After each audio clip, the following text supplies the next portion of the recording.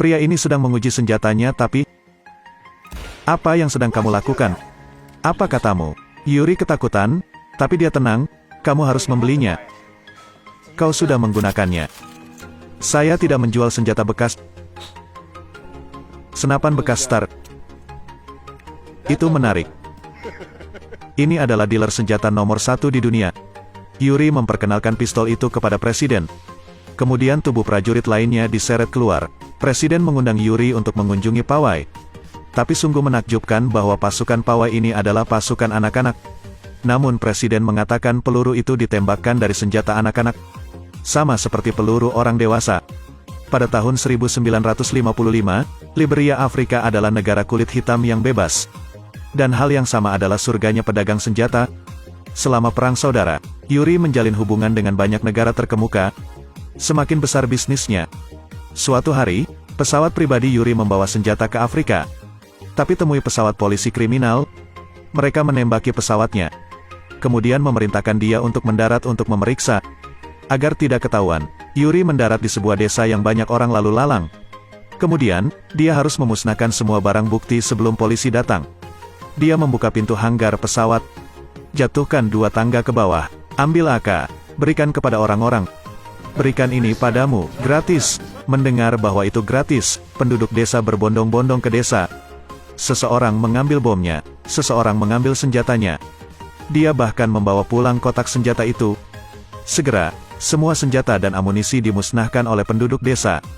Saat polisi tiba, hanya badan pesawat yang tersisa. Polisi tidak bisa berbuat apa-apa padanya.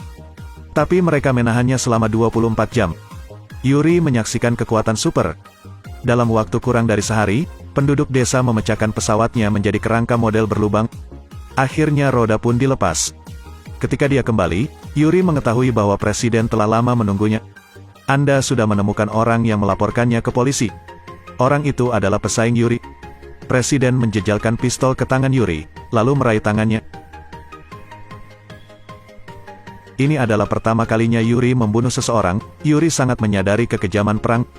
Dia jelas mengerti bahwa jika dia terus melakukan pekerjaan ini, dia akan berakhir seperti teman itu.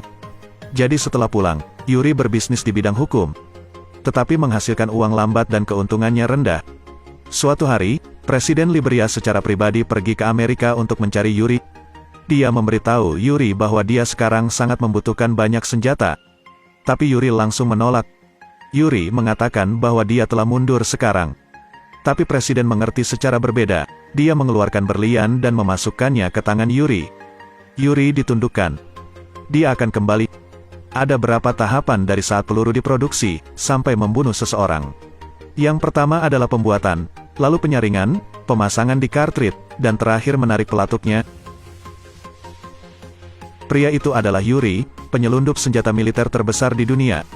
Di kamus Yuri, jika setiap 12 orang ada pistol, lalu masalahnya adalah bagaimana menjual senjata kepada 11 orang lainnya. Siapapun yang menawar tinggi, dia akan menjual kepada orang itu. Dia menyaksikan seorang anak Lebanon ditembak mati dengan senjata yang dia jual. Juga memiliki semua jenis senjata yang ditekan ke kepala. Bahkan dalam satu transaksi, dia ditembak di pinggul oleh bos gangster tersebut. Yuri memahaminya seperti menari di atas pedang tajam.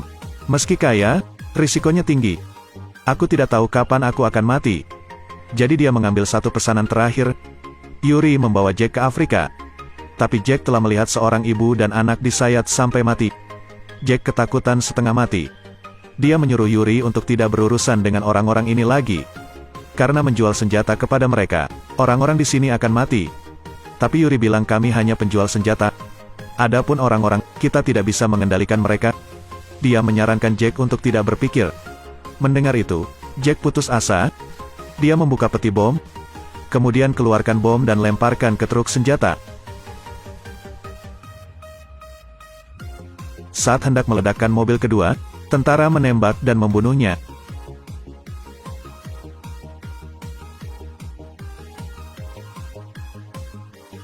Karena kekurangan gerobak senjata, Yuri hanya menerima setengah dari berlian dan kehilangan kakaknya. Yuri sangat sedih. Untuk membawa tubuh Jack kembali ke Amerika, Yuri mengeluarkan semua peluru di tubuh Jack, lalu membuat sertifikat kematian palsu. Tetapi hal yang tidak terduga terjadi. Karena kelalaian dokter, Jack masih menyisakan satu peluru di tubuhnya. Yuri tidak menyangka dia akan menjual begitu banyak amunisi. Tapi gagal sebelum peluru yang satu ini. Maka dia ditangkap atas tuduhan penyelundupan senjata. Polisi mengatakan bahwa polisi memiliki cukup bukti atas kejahatannya. Kemungkinan dia akan dipenjara seumur hidup. Tapi Yuri mengatakan bahwa dia tidak harus masuk penjara. Itu juga dijamin. Dia mengatakan bahwa kadang-kadang orang ditutup matanya, membuat mereka tidak dapat melihat dengan jelas. Nyatanya, penyelundup senjata terbesar di dunia bukanlah dia. Adalah pimpinan polisi. Mereka menjual lebih banyak dalam sehari daripada yang Yuri jual dalam setahun. Namun polisi tidak menemukan sidik jari di pistol itu. Karena perdagangan seperti inilah dibutuhkan pedagang bebas seperti Yuri untuk membantu mereka. Inilah kebenaran dunia. Ruang interogasi segera mendengar ketukan di pintu. Tidak hanya Yuri tidak perlu masuk penjara sedetik pun, tapi dia juga dibebaskan dengan jaminan. Film ini diadaptasi dari kisah nyata. Karakter Yuri yang sebenarnya adalah Victor Bout. Dia mulai menyelundupkan senjata pada usia 25 tahun, menjadi penyelundup senjata nomor 1 di dunia. Dia dikenal sebagai bos perang. Film hari ini berakhir di sini. Ingatlah untuk menyukai dan mengikuti. Sampai jumpa lagi, selamat tinggal.